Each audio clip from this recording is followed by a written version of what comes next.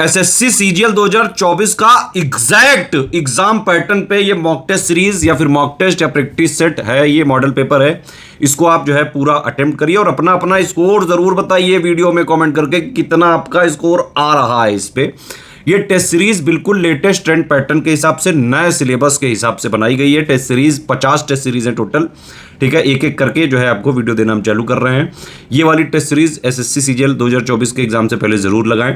अगर आप सारी अटेम्प्ट करना चाहते हैं तो ज्ञान सर एडुकेशन ऐप में जाएं, वहां पे सिर्फ 50 रुपए में 50 एसएससी सीजीएल 2024 के जनरल अवेयरनेस के 50 टेस्ट सीरीज आपको मिल जाएंगे अटेम्प्ट करने के लिए। आप अपनी रैंकिंग वगैरह भी देख सकते हैं उसमें और अटेम्प्ट कर सकते हैं अनलिमिटेड टाइम्स, ठीक है। सिर्फ 50 रुपए में 50 टेस्ट सीरीज है, नए ऑफिशियल सिलेबस के हिसाब से एग्जैक्ट एग्जाम पैटर्न पे बेस्ड है ये। एक और इंपॉर्टेंट इंफॉर्मेशन है आप सभी लोगों के लिए, एसएससी सीजीएल 2024 का जनरल अवेयरनेस का कंप्लीट रिवीजन कोर्स हमने लॉन्च कर दिया है ज्ञान सर एडुकेशन ऐप में। गूगल प्ले स्टोर में अगर आप सर्च करेंगे ज्ञान सर एडुकेशन, वो आपको मिल जाएगा, आप उसको इंस्टॉल करिए, ठीक है। और वहाँ पे जो है जब ऐप में अंदर जाएंगे एसएससी सीजीएल वाला जो है फोल्डर है उस पे जाइए।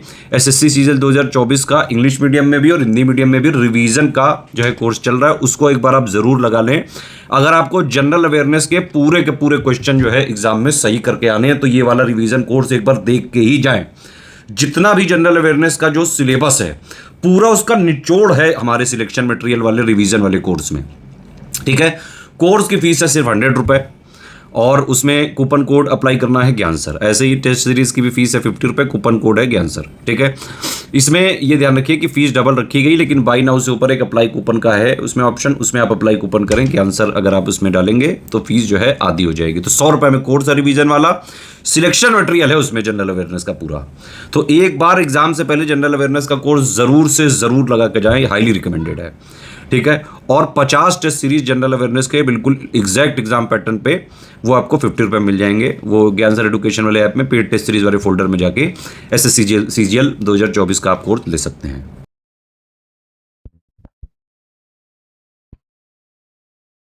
नमस्कार, आप सभी का स्वागत है स्टडी फॉर सिविल सर्विसेज में। और एसएससी के मॉक टेस्ट का आज 9वां वीडियो आपका सॉल्यूशन है। आप लोग को ध्यान से देखिए, जितने भी लोग मॉक टेस्ट मार चुके हैं आज स्पष्टीकरण पे मेन आप लोग को फोकस करना है, क्योंकि स्पष्टीकरण इसका मेन है। आपको ध्यान से तो चलते हैं क्वेश्चन नंबर फर्स्ट पे। 2027 विश्व टेस्ट चैंपियनशिप फाइनल की मेजबानी के लिए किस देश का चयन किया गया है? ध्यान से, 4 ऑप्शन है, चारों को ध्यान से पढ़िए। 2027 विश्व टेस्ट चैंपियनशिप फाइनल की मेजबानी के लिए किस देश का चयन किया गया है? तो आइए इसका देखते हैं हम लोग। तो अगर देखा जाए तो 2027 में विश्व टेस्ट चैंपियनशिप का फाइनल जून 2027 में इंग्लैंड में होगा। कहां पर होगा? तो इंग्लैंड में होगा। ये इंपॉर्टेंट है, इसको ध्यान से पढ़िए। इंग्लैंड में होगा। कहां पर होगा? तो इंग्लैंड में होगा। नेक्स्ट आते हैं नंबर 2 पर। निम्नलिखित में से कौन सा राष्ट्रीय उद्यान भारत के तराई क्षेत्र में स्थित है? अच्छा क्वेश्चन है। राज्य का नाम नहीं देकर के आपको तराई क्षेत्र को दिया, ठीक है। तराई क्षेत्र में स्थित है। चारों ऑप्शन को ध्यान से देखिएगा, ठीक है। चारों को ध्यान से देखिए। 5 सेकंड से ज्यादा समय नहीं मिल पाएगा क्योंकि आपको मॉक टेस्ट है और मॉक टेस्ट में आप लोग पहले भी कर चुके हैं। तो दुधवा राष्ट्रीय उद्यान उत्तरी उत्तर प्रदेश के दलदली घास के मैदानों की तराई पट्टी में स्थित एक राष्ट्रीय उद्यान है जो उत्तर प्रदेश के खीरी और लखीमपुर जिलों के क्षेत्र में विस्तारित है, यानी कि फैला हुआ है। नेक्स्ट आते हैं क्वेश्चन नंबर 3। गुणसूत्र में सेंट्रोमियर की स्थिति के आधार पर कितनी श्रेणियों में इसे विभाजित किया गया है? चारों ऑप्शन को ध्यान से देखिएगा। गुणसूत्र को सेंट्रोमियर की स्थिति के आधार पर कितनी श्रेणियों में विभाजित किया गया है या किया जाता है? 4 ऑप्शन है, चारों को ध्यान से। आइए इसका स्पष्टीकरण पे आते हैं। तो गुणसूत्र को सेंट्रोमियर की स्थिति के आधार पर 4 भागों में बांटा जाता है। एक का नाम है मेटासेंट्रिक, एक का नाम है सब मेटासेंट्रिक, टेलोसेंट्रिक और एक्रोसेंट्रिक। चारों का नाम आप लोग को याद रखिएगा, ठीक है। स्पष्टीकरण बहुत इंपॉर्टेंट है, ध्यान दीजिएगा, में वर्गीकृत किया जाता है। नेक्स्ट आते हैं क्वेश्चन नंबर 4 पे। यदि हम लोग तो निम्नलिखित में से कौन सा शहर शिप्रा नदी के तट पर स्थित है? शिप्रा नदी के तट पर, ध्यान दीजिएगा, शिप्रा नदी के तट पर कौन सा आपको शहर है बताइएगा। आइए इसका स्पष्टीकरण देख लीजिए आप लोग। तो देखिए उज्जैन जो है वह शिप्रा नदी के शिप्रा नदी के पूर्वी तट पर स्थित एक प्राचीन शहर है। यह मध्य प्रदेश राज्य में स्थित है। कौन? उज्जैन। क्लियर? अगर ध्यान से पढ़िएगा तो कोई दिक्कत नहीं होने वाला आप लोग को। अटलांटिक महासागर किन 4 महाद्वीपों की सीमा से घिरा हुआ है? चारों को ध्यान से देखिएगा। अटलांटिक महासागर जो है किन 4 महाद्वीपों से घिरा हुआ है?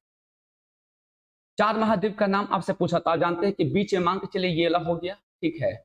हम मान के चल रहे कि यहाँ पर एक हो गया आपको नॉर्थ अमेरिका, आपको ये हो गया साउथ अमेरिका हो गया, इधर था आपका यूरोप था और इधर था आपको अफ्रीका था। तो देख लीजिए किस ऑप्शन में, सिंपल सा तो आपको ये है, ठीक है। मैपिंग वाला प्रश्न आजकल एग्जाम में आ रहा है। तो चारों महाद्वीप अफ्रीका, यूरोप, उत्तरी अमेरिका और दक्षिणी अमेरिका है। नेक्स्ट आते हैं 6 नंबर। निम्न में से कौन सी वस्तु राष्ट्रीय आय में शामिल है? निम्न में से कौन सी वस्तु राष्ट्रीय आय में शामिल है? 4 ऑप्शन है, चारों को ध्यान से देखिएगा। अच्छा प्रश्न है, आप लोग इसका टेस्ट दिए होंगे और मैक्सिमम चांसेस है कि आपको यहां से भी कुछ दिखेगा और स्पष्टीकरण से मैक्सिमम क्वेश्चन आपको देखने को मिल जाएगा। तो आइए, बेरोजगारी भत्ता, अप्रत्याशित लाभ, शेयर, उपहार, दान, अनुदान, बेरोजगारी लाभ, लॉटरी पुरस्कार, खेल शो से प्राप्त पुरस्कार राशि आदि को राष्ट्रीय आय में शामिल नहीं किया जाता है। ध्यान से, तो अगर आप याद कर लिए तो ये सब तो आपको आसानी से कर लीजिएगा आप लोग। नेक्स्ट बताइएगा 7 नंबर। मुगल सम्राट अकबर के बारे में निम्नलिखित में से कौन सा कथन सही है? पहला स्टेटमेंट है कि अकबर ने दीन इलाही नामक एक नए धर्म की स्थापना की। दूसरा, अकबर ने सदाशिव राव भाऊ के खिलाफ पानीपत की तीसरी लड़ाई लड़ी और जीती। 3, अकबर को 1557 में सम्राट घोषित किया गया। और 4, अकबर ने 1571 में मनसबदारी प्रणाली की शुरुआत की। बताइएगा यहां से कि सही कौन कौन सा है। ध्यान से, सही कौन सा है एक बार देख लीजिए आप लोग। तो देखिए इसमें से बहुत सारा जो आपका स्टेटमेंट है, कुछ आपको रॉन्ग भी है। जैसे कि ये तो सही है आपको कि दीन इलाही का शुरुआत किए थे, लेकिन वहां पे जो आप देखे थे कि पानीपत के तीसरे युद्ध में अकबर ने भाग नहीं लिया था। ठीक है, अकबर ने भाग नहीं लिया था। 1557 में नहीं बल्कि 1556 में सम्राट घोषित किया गया था। क्लियर है? और मनसबदारी प्रणाली 1571 के दौरान मुगल साम्राज्य में अकबर द्वारा शुरू की गई प्रशासनिक प्रणाली थी। तो ये सब याद रखेगा क्योंकि ये और ये वहां पर आपको रॉन्ग दिया हुआ था। 8वां नंबर, केंद्रीय पर्यावरण, वन और जलवायु परिवर्तन मंत्री भूपेंद्र यादव द्वारा हाल ही में अनावरण की गई पुस्तक का शीर्षक क्या है? 4 ऑप्शन है, चारों को ध्यान से देखिए, चारों को ध्यान से पढ़िए आप लोग कि केंद्रीय पर्यावरण, वन और जलवायु परिवर्तन मंत्री भूपेंद्र यादव द्वारा हाल ही में अनावरण की गई पुस्तक का शीर्षक क्या है? चारों को ध्यान से देखिए। आइए आते हैं स्पष्टीकरण पे। तो स्पष्टीकरण क्या है कि हाल ही में केंद्रीय पर्यावरण मंत्री भूपेंद्र यादव, तो पहला प्रश्न आपको यही बना कि अभी हाल ही में मतलब सॉरी केंद्रीय पर्यावरण मंत्री कौन है? तो भूपेंद्र यादव है, ने मोदी, क्या है पुस्तक का नाम? मोदी एनालाइजिंग अ ग्रीन फ्यूचर पुस्तक का विमोचन किया। यह पुस्तक प्रधानमंत्री नरेंद्र मोदी के नेतृत्व में सतत विकास की दिशा में भारत के बढ़ते कदमों के बारे में इसमें लिखा गया है। तो पुस्तक का नाम इंपॉर्टेंट है, ध्यान से एक बार देख लीजिएगा। 9वां नंबर, निम्नलिखित में से किस भारतीय नर्तक ने उत्तर भारतीय शास्त्रीय नृत्य शैली कथक की लोकप्रियता को फैलाने में मदद नहीं की है? ध्यान से, तो ध्यान से क्वेश्चन को पढ़िएगा, फिर इसमें आपको कुछ हम समझाएंगे, कुछ इसका कुछ ट्रिक भी होता है, देखिएगा। श्रीजीत भारतनाट्यम शैली से जुड़े हुए हैं, जबकि सभी अन्य नर्तक कथक शैली से जुड़े हुए हैं। अब समझिए, जिसके अंत में आपको महाराज नजर आ जाएगा, महाराज, तो 99.9% चांस है कि उनका संबंध किससे होगा? कथक नृत्य शैली से होगा, जो कि यूपी से संबंधित है। कथक कहां से है? यूपी से है। कथकली आपको केरल से है, मोहिनी अट्टम भी केरल से है, भारतनाट्यम तमिलनाडु से, ओडिसी आपका ओडिशा से है, सत्रिया असम से है, मणिपुरी आपको मणिपुर से है। गोंड जनजाति निम्नलिखित में से किन राज्यों में फैली हुई है? गोंड जनजाति, चारों ऑप्शन को ध्यान से देखिएगा, गोंड जनजाति किन राज्यों में फैली हुई है? तो आइए इसका स्पष्टीकरण पे आते हैं। तो गोंड भारत की एक अनुसूचित जनजाति है जो मध्य और दक्षिणी मध्य भारत में स्थित है। गोंड जनजातियां आंध्र प्रदेश में, तेलंगाना में, महाराष्ट्र में, बिहार में, ओडिशा में, मध्य प्रदेश में पाई जाती है। तो इन राज्यों का नाम आपको याद रख लेना है। 11वां नंबर, पृथ्वी के ध्रुवों पर गुरुत्वाकर्षण बल सबसे अधिक क्यों होता है? ध्यान से, कि पृथ्वी के ध्रुवों पर गुरुत्वाकर्षण बल सबसे अधिक क्यों होता है? चारों ऑप्शन को ध्यान से पढ़िए, आप लोग एक बार रीड करिए। 5 सेकंड का समय आपको मिल रहा है रीड करने के लिए, क्योंकि एग्जाम में ज्यादा समय नहीं लेना है जीएस के मामला में आप सभी को, क्योंकि मैथ है, रीजनिंग है, ठीक है, ये सब ऐसा जो टाइम टेकिंग होता है। चलिए, तो अगर इसका स्पष्टीकरण पे आते हैं तो आप जानते हैं कि पृथ्वी के उत्तरी ध्रुव और दक्षिणी ध्रुव पर गुरुत्वाकर्षण बल सबसे अधिक होता है, क्योंकि ध्रुवों पर केंद्रा प्रसारक बल अनुपस्थित होते हैं और भूमध्य रेखा पर अधिकतम होते हैं, वे गुरुत्वाकर्षण के विरुद्ध कार्य करते हैं, केंद्रा प्रसारक बल के कारण ही, ठीक है। नेक्स्ट आइएगा, वर्ष 2011 में आयोजित भारत की जनगणना का नारा निम्नलिखित में से क्या था? और अगर आप लोग बेच को लेकर पढ़ रहे तो ये हम पढ़ाए हुए हैं बेचेज में, आप लोग को अभी तक जितना भी प्रश्न आया है सब आपको स्टैटिक जीके में पढ़ाए हुए हैं हम। आइए इसका स्पष्टीकरण देखते हैं। तो इसका क्या था? हमारी जनगणना हमारा भविष्य। याद कर लीजिए 2011 का नारा क्या था? हमारी जनगणना हमारा भविष्य। आइए 13 पे आते हैं। यकृत से संबंधित बीमारी के बारे में जागरूकता फैलाने के लिए हर साल विश्व यकृत दिवस मनाया जाता है। कब मनाते हैं हम लोग? विश्व यकृत दिवस, ठीक है। चलिए तो आते हैं, देखिएगा ध्यान से। तो यकृत से संबंधित बीमारी के बारे में जागरूकता फैलाने के लिए हर वर्ष 19 अप्रैल को, कब? तो 19 अप्रैल को विश्व यकृत दिवस मनाया जाता है। विश्व यकृत दिवस मनाया जाता है। यकृत के बारे में आप लोग जानते हैं कि सबसे बड़ा क्या है आपको, सॉरी, सबसे बड़ा आंतरिक अंग है, सबसे भारी अंग है, इसका वजन 1.5 kg का होता है। सबसे बड़ी ग्रंथि है, सबसे बड़ी बाह्य स्राविक ग्रंथि है। यहीं पे कुफर सेल पाया जाता है, यहीं पे आपको हेपेटिक सेल पाया जाता है, और वो जो हेपेटिक सेल होता है वह गिल्सन कैप्सूल से घिरा हुआ होता है। तो ये सब आपको याद रखना है, क्योंकि प्रश्न कभी भी कुछ भी बन सकता है आप लोगों के सामने। निम्नलिखित में से कौन सी क्रांति आलू के उत्पादन से संबंधित है? काफी आसान प्रश्न है ये आप लोग के लिए। 4 ऑप्शन को ध्यान से पढ़ लीजिए। आलू के उत्पादन से संबंधित है। इस समय तो आप लोग को ऑप्शन भी देखने की जरूरत नहीं होनी चाहिए। नेक्स्ट देखिए, भारत में आलू की वृद्धि और उत्पादन में सुधार के लिए सरकार ने गोल क्रांति को अपनाया था। किसको? गोल क्रांति को अपनाया था। 15 नंबर, अपने साहित्यिक योगदान के लिए प्रसिद्ध बिल्हन ने निम्नलिखित में से किस राज्य में दरबारी कवि के रूप में कार्य किया? 4 ऑप्शन है, चारों को ध्यान से देखिएगा। बिल्हन, और बिल्हन काफी फेमस है, ठीक है। ऑप्शन को देखिए ध्यान से, इंग्लिश मीडियम वाले भी। फिर चलते हैं इसका स्पष्टीकरण पे हम लोग। तो आइए इसका चलते हैं स्पष्टीकरण। अब बिल्हन विक्रमादित्य 6 के राज्य में एक दरबारी कवि थे जो अपने साहित्यिक कार्यों और साहित्य में योगदान के लिए जाने जाते हैं। तो याद है क्या? बिल्हन विक्रमादित्य 6। नेक्स्ट आएगा 16वां नंबर क्वेश्चन। कह रहा है कि हाल ही में किस शहर को आंध्र प्रदेश की आधिकारिक राजधानी घोषित किया गया है?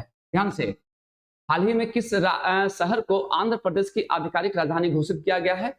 चारों ऑप्शन को ध्यान से देखिएगा।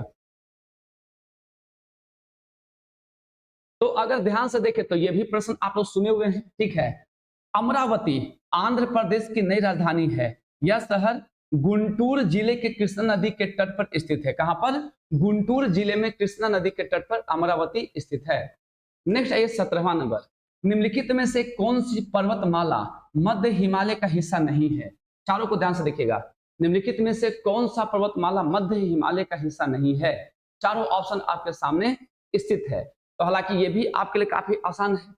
अगर ध्यान से देखिएगा इसमें, तो काराकोरम जो होता है वह ट्रांस हिमालय का हिस्सा है, जबकि पीरपंजाल, धौलाधर, मसूरी, आपको नागटिब्बा और महाभारत भी इसी में आता है। महाभारत, ठीक है, आपको मध्य का हिस्सा होता है, बाकी नहीं है। ऑप्शन नंबर डी में काराकोरम जो ट्रांस हिमालय का हिस्सा था। 18 नंबर, अल्कोहल उत्पादन में व्यापक रूप से उपयोग किया जाने वाला माल्टोस, जिसका फॉर्मूला होता है C12H22O11, निम्नलिखित में से आखिर क्या है? माल्टोज क्या है? चारों ऑप्शन को देखिए, माल्टोज क्या है? तो यह भी प्रश्न काफी आसान है। आप जानते हैं कि माल्टोज हो गया, लैक्टोज हो गया, ये सब क्या है? तो डाइसैकेराइड में आता है। ये सब क्या है? डाइसैकेराइड है, जो अल्फा डी ग्लूकोज इकाइयों से बना हुआ है। किससे? अल्फा डी ग्लूकोज इकाई से बना हुआ है, जिसमें पहली ग्लूकोज इकाई का C1 दूसरी ग्लूकोज इकाई के C4 से बंधा होता है। इसका रासायनिक सूत्र होता है C12H22O11 होता है। इसका उपयोग शराब उत्पादन में बड़े पैमाने पर किया जाता है।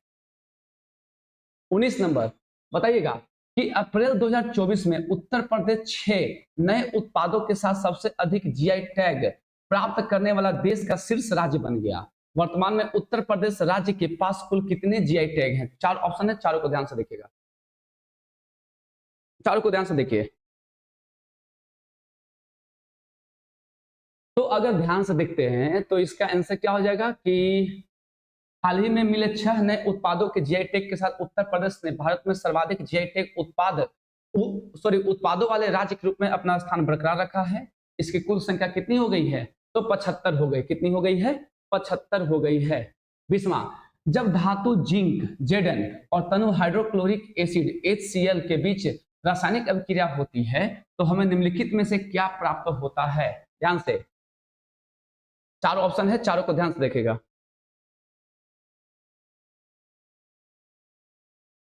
ये भी आसान क्वेश्चन है, अगर आप इसको ध्यान से देखिएगा तो सी पॉजिटिव रिएक्शन पे आपको कमांड करना और कुछ नहीं। तो इसमें आप जानते हैं कि आपको क्या मिलेगा? ZnCl2 और H2, क्योंकि आप जानते हैं कि धातु और एसिड के रिएक्शन से आपको हाइड्रोजन गैस बाहर निकलता है। ये प्रश्न कई बार आ चुका है। और यहां से आप जानते हैं कि Zn के पास कितना होता है? +2 होता है, Cl के पास 1 होता है। दोनों के रिएक्शन से ZnCl2 का निर्माण हो जाएगा और साथ में हाइड्रोजन गैस बाहर निकल जाता है। आइए 21 नंबर, भारतीय रिजर्व बैंक द्वारा जारी 200 रुपए के नोट के पीछे निम्नलिखित में से किस सांस्कृतिक विरासत को दर्शाया गया है? चारों ऑप्शन को ध्यान से देखिएगा, चारों ऑप्शन को ध्यान से देखना है आपको। आइए ऑप्शन अब आते हैं इसका हम लोग स्पष्टीकरण पर। तो महात्मा गांधी नई श्रृंखला के 200 रुपए मूल्य वर्ग में नोट के पीछे सांची का स्तूप इसका दिया गया है। सांची के स्तूप की आकृति अंकित है जो देश के सांस्कृतिक विरासत को दर्शाती है। नेक्स्ट यदि आते हैं 22 नंबर, तो भारत के नागरिकों की व्यक्तिगत स्वतंत्रता रक्षा के लिए संयुक्त राज्य अमेरिका से कौन सा प्रावधान लिया गया है? भारत के नागरिकों की व्यक्तिगत स्वतंत्रता की रक्षा के लिए संयुक्त राज्य अमेरिका से कौन सा प्रावधान लिया गया है? चारों ऑप्शन को ध्यान से देखिए आप लोग, चारों को ध्यान से देखिए। तो ये भी आसान क्वेश्चन है। आप जानते हैं कि मौलिक अधिकार जो है आपको कहां से लिया गया है? तो लिया गया है आपको अमेरिका से। उसके साथ न्यायपालिका की स्वतंत्रता, न्यायिक समीक्षा, राष्ट्रपति पर महाभियोग जो कि आर्टिकल 61 में है, सर्वोच्च न्यायालय और उच्च न्यायालयों के न्यायाधीशों को हटाना, उपराष्ट्रपति का पद आदि अमेरिका के संविधान से लिया गया है। क्वेश्चन नंबर आते हैं 23 पर। हाल ही में किस लेखक को उनकी कृति मुझे पहचानो के लिए हिंदी भाषा के साहित्य अकादमी पुरस्कार 2023 से सम्मानित किया गया है? कृति क्या है? मुझे पहचानो। ऑप्शन 4 है, चारों को ध्यान से देखिएगा। मुझे पहचानो, मुझे पहचानो। आइए आते हैं इसका स्पष्टीकरण पर। तो साहित्य अकादमी पुरस्कार 2023 का प्रतिष्ठित पुरस्कार हिंदी भाषा के कहानीकार संजीव को उपन्यास मुझे पहचानो के लिए दिया गया। किसको? संजीव को। और अंग्रेजी भाषा में नीलम शरण को, किसको दिया गया था? नीलम शरण को उपन्यास रेक्विम इन रागा जानकी, रेक्विम इन रागा जानकी के लिए दिया गया है। आइए क्वेश्चन नंबर 24 पे आते हैं। फसल या जैविक अवशेषों को जलाने पर निम्न में से कौन सी गैस हवा में उत्सर्जित होती है? फसल या जैविक अवशेषों को जलाने पर निम्न में से कौन सी गैस हवा में उत्सर्जित होती है? चारों ऑप्शन को ध्यान से देखिएगा आप लोग, एकदम आराम से चारों को देखिए ध्यान से आप लोग। अच्छा प्रश्न ये भी। तो आइए देखते हैं इसका स्पष्टीकरण क्या है इसका। आइए, तो फसल और जैविक अवशेषों को जलाने में से हवा में उत्सर्जित होने वाली कुछ प्रमुख गैसें हैं। Carbon dioxide CO2, carbon monoxide CO, methane CH4, वाष्पशील कार्बनिक यौगिक और नाइट्रोजन ऑक्साइड N2O होता है। नेक्स्ट आते हैं 25वां नंबर। 1870 के दशक में महाराष्ट्र के पुणे जिले में स्थापित सत्य शोधक समाज का उद्देश्य निम्नलिखित में से किस सामाजिक मुद्दे को संबोधित करना था? चारों ऑप्शन को ध्यान से देखिएगा, चारों ऑप्शन को ध्यान से देखिए आप लोग। आइए इसका स्पष्टीकरण पे आते हैं। तो कह रहा है कि सत्य शोधक समाज की स्थापना ज्योतिराव फुले, इंपॉर्टेंट है, ज्योतिराव फुले ने सामाजिक समानता को बढ़ावा देने, क्षुद्रों और अन्य निम्न जाति के लोगों की एकजुट करने और उनका उत्थान करने तथा जाति व्यवस्था के कारण उत्पन्न सामाजिक आर्थिक असमानता को दूर करने के लिए किया गया था। तो ये रहा आपका वीडियो लेक्चर 9। इसको ध्यान से देखना है और जितना भी स्पष्टीकरण है मेन आपको उस पर फोकस करना है। तो चलिए आज का वीडियो समाप्त करते हैं, मिलेंगे हम लोग अगले क्लास में, तब तक के लिए आप सभी को जय हिंद।